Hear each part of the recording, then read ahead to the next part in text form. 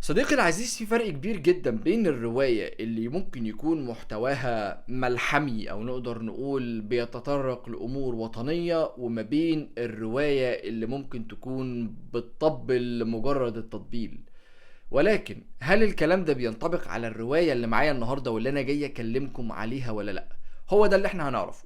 أهلا وسهلا بيك يا صديقي العزيز في مراجعة رواية الولاية للكاتبة نسرين فهمي.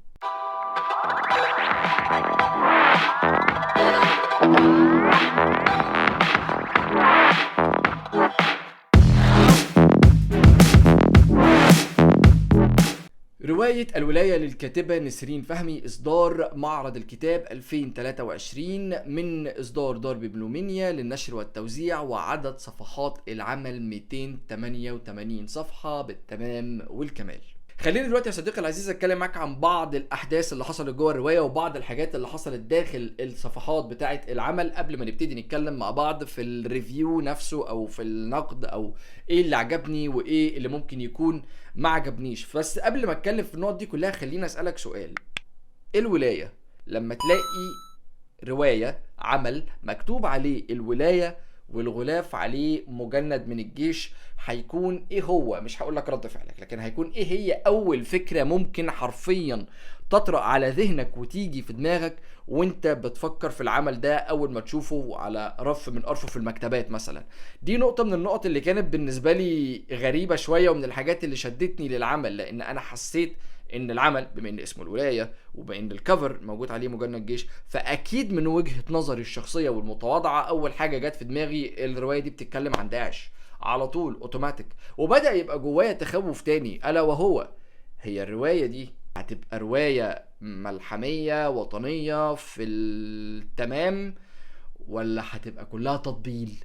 لان في الحالة دي هنزعل، لان في روايات صدرت من كام سنة او على مدار الفترة اللي فاتت كانت بتحاول تاخد نفس المنحنى، ولكن وقعت كانت وحشة جدا وما كانتش حلوة. خليني دلوقتي اتكلم معاك على بعض الحاجات الصغيرة اللي كانت موجودة في العمل. في بداية العمل خالص احنا بنتعرف على بطل الرواية وهو ادهم الشباشي، الملازم اول ادهم الشباشي. بالمناسبة احداث الرواية كلها مستندة على وقائع واحداث حقيقية، والملازم اول ادهم الشباشي شخصية حقيقية، وانا اتفرجت له على انترفيوز كتيرة جدا على اليوتيوب، وهتلاقوني كده في نص الفيديو وانا بتكلم معاكم بسرسب لكم كام فيديو كده ليه لبعض الانترفيوهات والحاجات اللي هو مر بيها. ازاي حضرتك؟ حضرتك كويس؟ الحمد لله تمام. طمني على صحتك الاول. والله احسن الحمد لله. انا يعني اصابه كنت من 8 شهور والحمد لله بقيت احسن. 8 شهور. من 1/7، من يوم 1/7 كانت الاصابه ومرحله ايه العلاج. كان مجمل بقى الاسئله؟ كنت اصبت بطلقه في رجلي اليمين، وعندي 3 شظايا في الحوض وشظيه في الوجه. الوجه. وطلعوا الشظايا دي كلها؟ الحمد لله. طب الحمد لله، يعني كلها كانت بعيده عن اماكن الحمد لله يخافوا الحمد لله منها. الحمد لله. والطلقه كمان دخلت وطلعت من الناحيه الثانيه فما عملتش ملخبطه. في الحقيقة ان رواية الولاية بتبتدي معايا من اول يوم بيتم ترقية فيه ادهم الشباشي الى رتبة الملازم اول ادهم الشباشي، وبعدها بحبة صغيرين جدا يا دوب احنا لسه في بداية الرواية بيبتدي الضابط ادهم او الملازم اول ادهم الشباشي يصطدم بوفاة احد اصدقائه في حادث ارهابي او في تفجير ارهابي، والموضوع ده بيسبب للضابط ادهم او للملازم اول ادهم بيسبب له مشكلة كبيرة جدا وازمة كبيرة جدا، مش علشان دي تعتبر اول حادثة استشهاد تحصل، مش عايز اقول قدامه لان هو ضابط جيش، ولكن من دائرة معارف الملازم اول ادهم المقربة.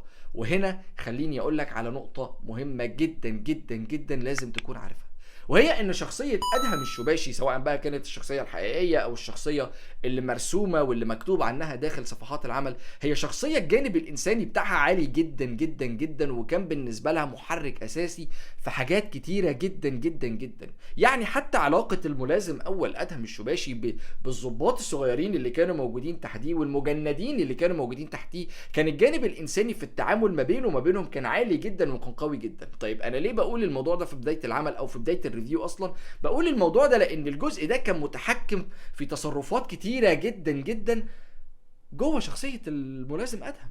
كان محدد رئيسي لبعض الاختيارات اللي هو قام بيها داخل صفحات العمل. وفي الحقيقة طبعا بعد فترة صغيرة جدا من استشهاد صديق ادهم في الحادث الارهابي او في التفجير الارهابي اللي حصل، بيحصل بعد كده ان احد القيادات اللي قريبة من الملازم ادهم بيستدعيه وبيقول له يا استاذ ادهم بعد اذنك تعالى عايزينك. نعم يا جماعة احنا عايزينك تخدم في سينا. وعلشان ادهم عايز يثأر لصديقه فبيقرر فعليا انه يوافق على انه يروح ويخدم في سينا، وبيطلب منه انه يختار من الجنود اللي موجودين تحتيه 50 جندي هياخدهم ويدربهم لمدة شهرين على القتال الشديد جدا جدا جدا في الصحراء. الجميل في الموضوع ان بعد كده بيتم تصفية الجنود اللي معاه من 50 جندي ل 23 جندي، وال 23 جندي دول هم بعد كده اللي هيروحوا ويخدموا مع الملازم اول ادهم الشباشي في كمين زلزال 6 المسمى بكمين ابو الرفاعي. وده الكمين اللي اتضرب واتعمل عليه هجوم ارهابي من الولاية او من داعش يوم 1/7/2015. كمين أبو رفاعي تمكن أبطال الكمين البواسل بقوة 17 فردا من التعامل الفوري مع عربة يشتبه بحملها مواد متفجرة أثناء اقترابها من الكمين، مما أدى إلى انفجارها محدثة موجة انفجارية هائلة. الساعة 7 الصبح بدأ عليا تعامل عربية مفخخة دخلت جوه الكمين، والرجالة عندي عرضوها، فالسايق العربية فشل إنه يدخل حرم الكمين وفجر نفسه في الشباب اللي معايا. الحمد لله يعني استشهدوا، نالوا الشهادة قبلنا، ربنا يا رب يسكنهم كده فسيح جناته إن شاء الله. صدوا التكفيريين، احنا كان بيهجم علينا ده عدد كبير جدا، وانا قوة الكمين عندي 17 فرد من غيري، وانا وعساكري بقى عملنا خطة الانتشار اللي متدربين عليها، وعلى قد ما ربنا قدرنا قدرنا نتمسك بالكمين لغاية اخر وقت. سأل عساكري ما اقدرش اقول عليهم غير انهم وحوش. طبعا مش محتاج اقول انك انت على مدار الرواية كلها انت من اول ما بتبتدي تعرف ان هو رايح سينا انت بتبتدي حرفيا تتوقع وتتخيل وتشوف في دماغك ايه فعليا اللي ممكن يحصل، لانك انت تقدر تقول نوعا ما انك خلاص قلبك بدأ وانت بتقرا ينقبض، لانك عارف الرواية دي واخداني لحد فين. لان بعد ملازم ادهم خلاص ما بياخد الشباب بتوعه وبيروحوا وبيبتدوا ان هم يكونوا موجودين في زلزال 6 او في كمين ابو الرفاعي، بيبتدي ان هو وبقية الشباب يصطدموا بالحياة العسكرية اللي بتفرضها عليهم الخدمة داخل ارض سينا. وهنا بيبتدي العمل، بتبتدي الرواية بجد تفهمني الفرق ما بين الخدمة في القاهرة والخدمة في سينا، ما بين الخدمة في اسكندرية اللي بالمناسبة هي البلد الأصلي أو الموطن الأصلي أو المكان اللي نشأ فيه أدهم الشباشي أو الملازم أول أدهم الشباشي. بنبتدي نشوف الفرق في الخدمة. فأنت بتتكلم إن الناس دي بتتصبح بضرب نار وبتتمسى بضرب نار. في وسط كل ده كان بيحصل هجمات كتيرة زي ما قلت على كمائن تانية اللي فيها بعض من أصدقاء أدهم والجيران أدهم اللي بيعملوا معاه داخل الجيش كظباط، وفي منهم حد تاني توفى. ودي كانت نقطة فاصلة داخل صفحات العمل، لأن الشخصية دي كانت شخصية قريبة جدا جدا جدا جدا جدا من أدهم، وهو الضابط شريف. لحد بعد كده ما بنوصل للنقطة اللي بينزل فيها أدهم طبعا علشان يشيع جثمان صديقه، وبعد كده بيرجع مرة تانية علشان يكمل خدمة في الكمين. ووقتها بيجي يوم 1/7/2015 وبيتم الهجوم الإرهابي على كمين أبو الرفاعي. وهنا خليني أسألك نفس السؤال، أو أقولك على الأقل السؤال اللي طرح نفسه في دماغي وأنا بقرأ العمل: هي دي رواية وطنية ولا ده مسلسل الاختيار مكتوب على ورق؟ بس لا، ده مش مسلسل الاختيار وهو مكتوب على ورق، لان دي النقطة اللي انا اتكلمت عليها في اول الفيديو وقلت ان العمل خيب ظني فيها لصالح العمل نفسه، لصالح الرواية، وعملها حلو، عملها صح. لان العمل وهو بيتكلم ما كانش بيكلمك ان احنا التمام اللي مفيش زينا، احنا الحلوين، احنا الكويسين. لا، احنا بيحصل عندنا لحظات خوف، بتحصل عندنا لحظات قلق، بتحصل جوانا لحظات بنتهز فيها وبنتربي فيها زينا زي اي بشر وزي اي بني ادمين. كان في ترابط كبير جدا حصل ما بيني وما بينهم بسبب اللي الكاتبة عرفت بجد ان هي تعمله، وهو انها تطلع لي الشخصيات دي بشكلها الحقيقي. ولكن الحقيقة ان اللي بيميز الجزئية دي تحديدا، او اللي بيميز العمل ده وبيفرقه عن اي حاجة تانية زي مثلا مسلسل الاختيار، هو المعالجة. ففي دانة هاون نزلت قصاد البيت، ودي كانت اول اصابه عندي، اللي هي طبعا الشظايا بتاعتها بدات تتناثر علينا على السطح، وانا اصبت فطبعا في وشي خدت شظيه ووقعت على ظهري. يمكن بعدها لقيت النزيف بدا ينزل بكثافه كبيره من وشي، والعساكر بدات تجري عليا ويهتموا بان انا ارد عليهم. ففي الوقت ده طبعا كان في قائد الثلاث اكمنه بتوعنا، المقدم رحمه الله عليه المقدم احمد درديري، كان على طول بينبه عليا ان يقول لي ان الكمين ظابط، الظابط ما ينفعش يموت في الكمين في الاول، او بمعنى اصح ان حتى لو الظابط استشهد في الكمين واقف على يعني. لازم يبقى واقف على رجله. طبعا كان في شخصية داخل الرواية كان اسمها معاذ. الشخصية دي حصل عندها تيرن اوفر، او حصل عندها تحول غير منطقي، تغير كبير قوي، تحول مش ممكن. التحول ده كان مش طبيعي، كان بالنسبة لي غريب. ولكن حسيت ان انا كنت عايز اعرف اكتر عن شخصية معاذ، كنت عايز قصة معاذ ما تبتديش معايا في الربع الاخير من الرواية، انا كنت عايز شخصية معاذ تبتدي معايا من اول صفحة في العمل لحد اخر صفحة. خلينا دلوقتي يا صديقي العزيز نتكلم مع بعض في كام نقطة كده مهمين، زي مثلا نسبة السرد للحوار اللي ما كانتش مظبوطة قوي. دايما بيقال ان لازم تكون نسبة السرد اكتر من نسبة الحوار، ولكن في حالة العمل ده كان العكس هو اللي حاصل.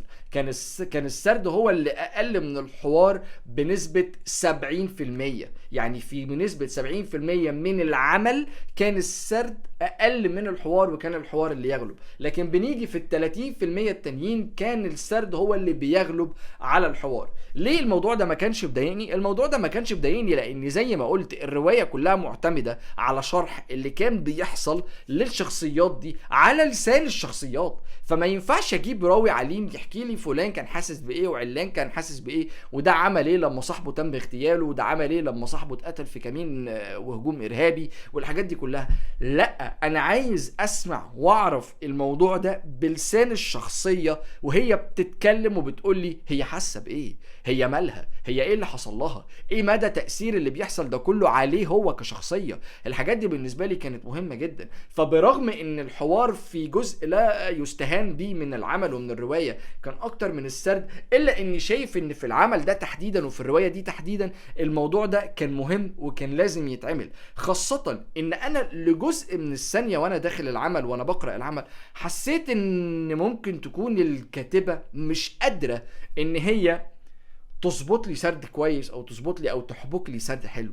ولكن زي ما قلت يجي الجزء بتاع شخصية معاذ والكاتبة تقول لي فيه ستوب عندك يا حبيبي، انا بعرف اكتب سرد وبعرف اسرد حلو جدا كمان وبعرف اسرد كويس. ودي نقطة خلتني اقف افكر، الله طب ما انت بتسردي حلو، طب ما السرد ممتاز، السرد جميل، اسلوب السرد عندك رائع فعلا ووصل لي كل الحاجات اللي المفروض انه يوصل منها. وهنا بدأت افكر ووصلت للنقطة اللي انا قلت لكم عليها، ان في عمل زي ده كان الحوار مهم جدا، انه في بعض المناطق وفي بعض الاماكن لازم هو اللي يغلب على السرد. برضو من الحاجات اللي حسيت انها كانت ممكن تتظبط شوية هو ان العمل فيه معلومات عسكرية كتير جدا وفي مصطلحات عسكرية كتيرة جدا.